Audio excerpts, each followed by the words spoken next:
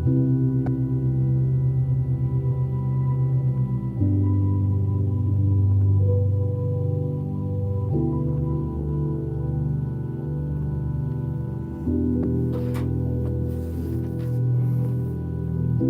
here we are, Narrating Ido Portal, Part 2. I'm Abe Zuka. You can check out my art at zukagallery.com. Google the name Abe Zuka. I'm a writer and painter in downtown Phoenix.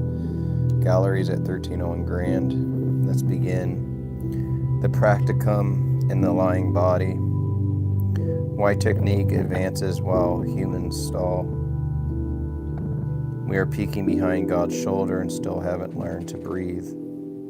The body never lives the stories we tell about it do. Movement should be breathing you.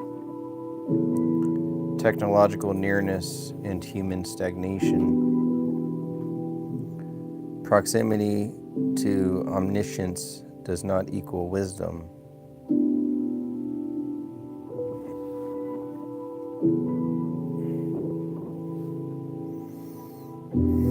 We live with machines that approximate divine calculation while repeating archaic conflicts with improved weaponry. The distance between our tools and ourselves widens daily because technological progress requires no moral, perceptual, or somatic maturation. Intelligence without embodiment accelerates capabilities while leaving judgment untouched. The ancients appear advanced because they practiced. Pre-Socratic fragments still vibrate with human depth, not because they knew more facts, but because they cultivated ways of living inquiry through ritual, discipline, and intention. We inherit their concepts without inheriting their practices, and so we repeat their words while missing their substance. The body as the final arbiter. The mind lies politely, the body lies brutally or not at all. One can rationalize confusion indefinitely, but movement reveals organization instantly. Scenarios expose what theory conceals because the body cannot fake coherence under pressure. This is why practice becomes the only honest epistemology left.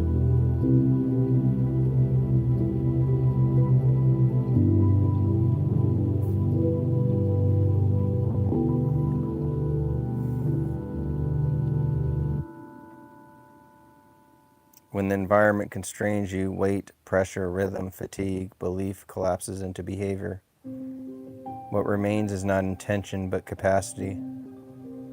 Culture requires such scenarios if it hopes to transform anything deeper than opinion. Containers, practice, and cultural transmission. Principles do not travel without containers. Ideas cannot be handed directly from one nervous system to another. They require exercises, rituals, games, and tasks, cups that hold invisible liquid. The tragedy of modern instruction is chewing the cup while never tasting what it carries. Practice is the only vehicle of real inheritance. Cultures do not decay because they lack information, but because they lack shared disciplines capable of shaping perception over time. Without practicum, values remain decorative and knowledge remains theatrical. Breath against instruction. Directly controlling the breath is usually a mistake. Conscious breathing collapses under stress because it competes with survival. When pressure rises, instruction evaporates. Breath must be reorganized indirectly through situations that demand adaptation rather than compliance. Movement should breathe you. When action is organized correctly, respiration self-regulates.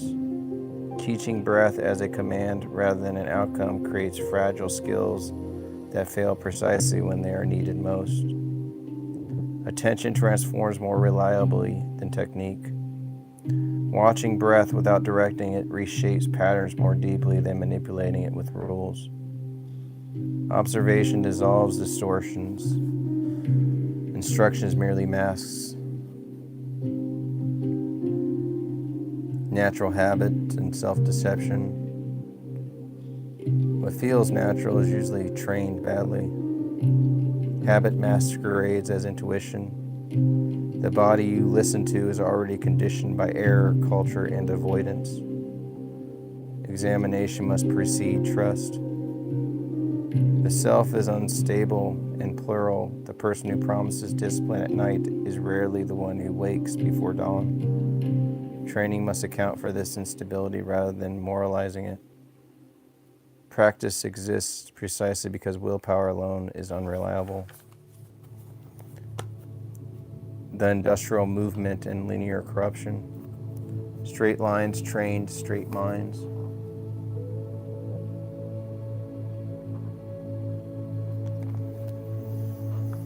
Industrial discipline shapes bodies into grids long before it shaped thoughts.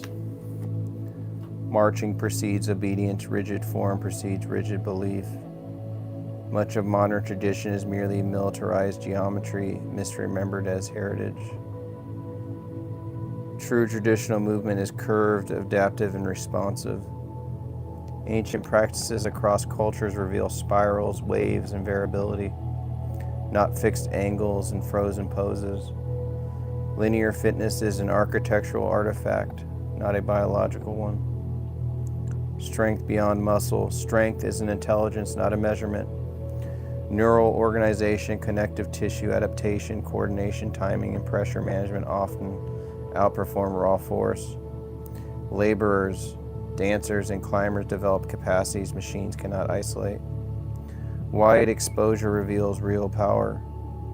Strength that survives varied demands is stronger than strength that peaks narrowly. Specialization builds moments in monuments. General movement builds resilience. Specialist, generalist, and misplaced awe. Excellence is one domain does not imply transferable movement intelligence. A virtuoso in one pattern may be helpless in another. Spectacle confuses observers into overestimating general capacity. Great movers are shaped by play, not programs. Environments rich in variability cultivate adaptability, not curriculum can replicate. No curriculum can replicate. Genius often emerges where freedom precedes instruction. Flow, practice in adult poverty. Children lose flow when play is replaced by repetition. Adults rarely enter flow through linear drills because flow requires responsiveness, risk, and engagement, not compliance. Fitness stripped of play becomes metabolically useful but existentially barren. Flow cannot be commanded, it can only be invited. Practices that allow surprise, reaction, and dialogue with uncertainty open the door. Whether one enters depends on readiness, not effort alone. Diagnosis, wet testing, and real change. You cannot fix what you have not observed. Diagnosis requires situations that reveal failure, not declarations of need. I need strength or I need mobility are symptoms of ignorance, not insight. You cannot fix what you have not observed. Diagnosis requires situations that reveal failure, not declarations. General tools prepare, investigations decides. Squatting, hanging, waves, play, these widen capacity but rarely solve specific problems alone. Each step must be tested, revised, or abandoned without sentimentality. Time, return, and misjudged practices. Practices fail when the body is not ready to understand them. What once seemed useless may later prove essential. Rejection often reflects timing, not truth. Abandonment is sometimes the greatest error. Leaving a practice before it reveals its depth confuses boredom with completion. Understanding arrives only to those who stay long enough to change. Human progress requires shared disciplines, not smarter tools. Without embodied practices, intelligence accumulates without integration. Civilization advances technologically while regressing somatically and perceptually. The future will not be saved by ideas, but by practices that shape humans capable of using them. The practicum is not optional. It is the missing link between knowledge and wisdom. Without it, we will continue peeking into God's notebook while tripping over our own feet.